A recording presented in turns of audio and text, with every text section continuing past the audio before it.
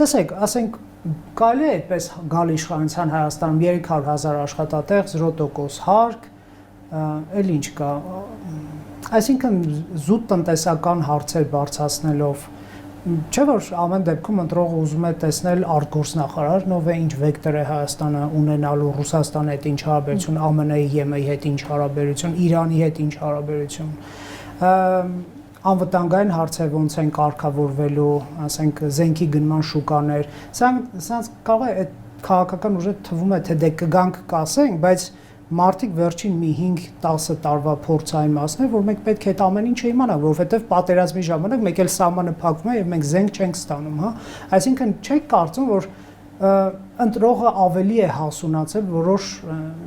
քաղաքական ուժից, ինձնից չնեղանան ուժեղ Հայաստան ներկայացուցիչները, բայց իրենց ուղերձներում քաղաքական ուղերձներն են բացակայում, այդ ստրատեգիական մոտեցումները, օրինակ ես շատ չեմ լսում։ Ասել որ թերքան միայն ուժեղ Հայաստանը չի, ավելի առաջին ընդդիմադիր ուժն է ըստ Միջազգային Հանրապետական ինստիտուտի հարցման, դրա համար եմ ասում։ Տեսեք, այդ ուժը փորձում են Նիկոլ Փաշինյանի հետ մրցել պոպուլիզմի դաշտում, բայց Նիկոլ Փաշինյանից ավելի պոպուլիզմ իրենք չեն կարող դառնալ, որովհետև Փաշինյանի պոպուլիզմի դոզան քաղաքական երկար ճանապարհ է անցել, շատ բարդ ու վատ ճանապարհ, ուսանելի ճանապարհ հենց Փաշինյանի համար։ Դրա համար մտնել այդ դաշտ, փորձել Փաշինյանի հետ կռիվ տալ իր զենքերով չի ստացվելու։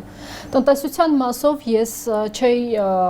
ստորադասի տնտեսական թեման, որտեղ առաջիկայում կախված աշխարհակաղակական վիճակից ես բարելավումներ այդ առումով չեմ տեսնում եւ դա շատ մեծ ազդեցություն է ունենալու ամբողջ աշխարհի տնտեսության եւ նաեւ Հայաստանի վրա։